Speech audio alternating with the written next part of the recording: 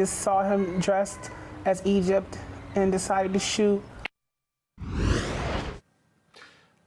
All right, a murder mystery in Cleveland. Another one of the stories we're looking at in our Crime Time segment. Still with us, helping us tonight, Joe Ested, former police officer, former sheriff's deputy, and Jennifer Shen, former director of the San Diego PD Crime Lab. Our next story comes to us from WEWS in Cleveland. No new leads in a transgender man's murder.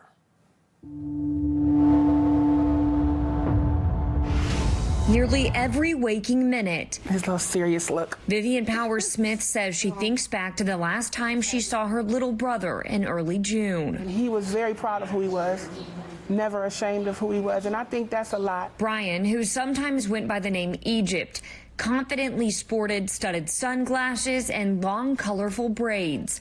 And his older sister says she can't help but wonder if his zest for life and transgender identity made him a target for hatred. For me, I don't know if it was something random or if someone just saw him dressed as Egypt and decided to shoot. At least 27 transgender people were murdered in the U.S. just last year, according to the Human Rights Campaign. They never get justice. It's never solved. It's like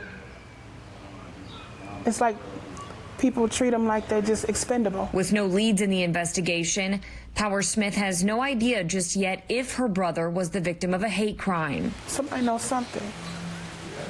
And it's hard that, you know, we don't know anything. And even if police do receive substantial tips, Brian Powers' murder could be difficult to prosecute as a hate crime under current state law, as Ohio is currently one of 14 states where hate crimes don't include gender identity or sexual orientation. My little brother is gone, and somebody stole him. You didn't have the right to do that.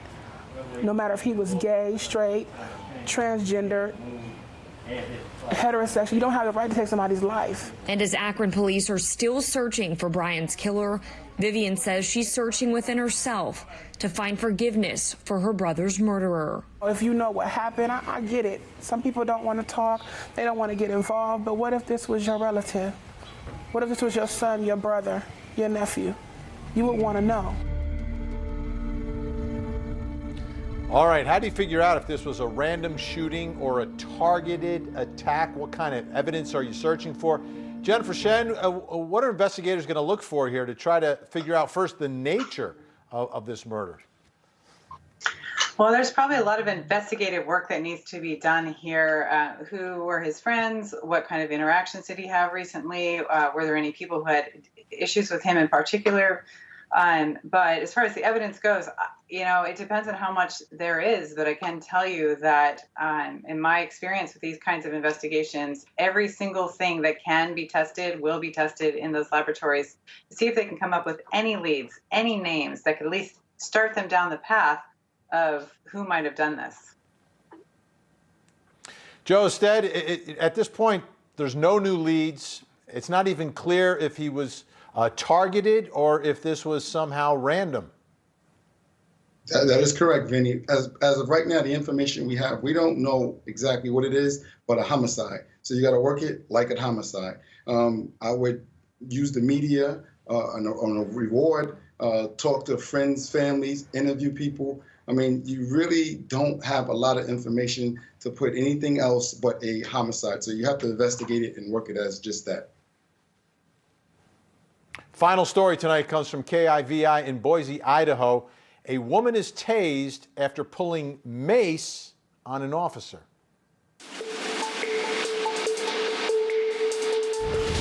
Idaho State Police have charged a Boise woman with 2 felonies and multiple other charges after a dangerous incident on I-84 near Meridian. According to a statement given by Idaho State Police, on Friday, a trooper witnessed a vehicle driving erratically and attempted to make a traffic stop. The woman driving has been identified as 21-year-old Corinna Weymouth Bell, who officials say failed to stop and reportedly pointed a mace canister at the trooper. That led to the trooper tasing Weymouth Bell. She was taken to a nearby hospital and later booked into Ada County Jail, where she faces charges of eluding a police officer, possession of marijuana, and driving without insurance. All right, it's a quick piece of video, but the cameras are everywhere now. We know that. Was this a justifiable use of force. Joe Ested, I'll start with you. Yes, sir, Vinny. Thank you. A lot of people don't understand that a lot of training goes into investing in our police officers. So their job is to constantly assess and reassess. The job is dangerous by itself, but we get trained to do the job. This officer did exactly what he was trained to do. He saw the mace can. He saw she had looks like some type of belt in her hand. She approached him. You're trained to create distance. He stepped backwards, still giving her commands. She disregarded him. She closed the door, and he deployed his taser. Excellent job. Excellent police tactics.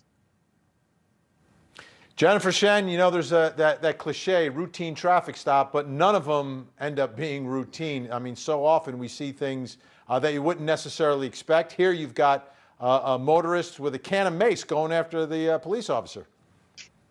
Yeah, and I think actually I agree that I thought the officer did a great job. They do get a ton of training to handle these things because you're right. You never know what you're going to get when you pull a car over, or when, particularly if you head to a domestic violence situation, you never know. So they have to use their training to handle these situations. And I thought he did a really great job. She was very aggressive, approached him, slammed the car door, had something in her hand, plus the mace can. I thought he showed great restraint.